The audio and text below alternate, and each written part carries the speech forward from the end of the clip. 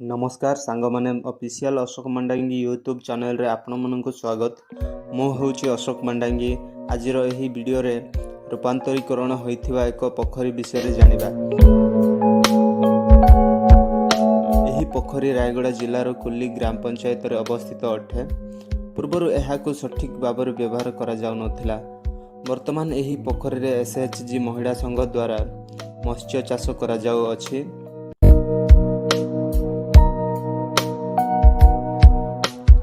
एही पोखरीर अटकड़ मूल्य होउछि 1,86,000 टंका। एहार कार्यकारी संस्था होउछि विभागीय पीआर डिपार्टमेंट।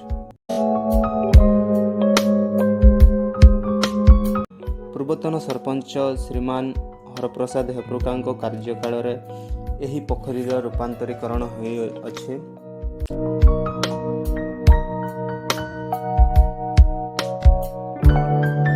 एही पोखरी शांतिपूर्ण एवं आरामदायक वातावरण प्रदान करिथाए।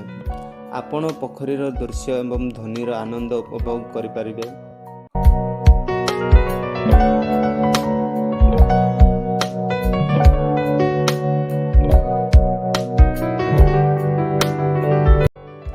ता सह पद्मफूल एवं माछको मध्य देखि पारिबे।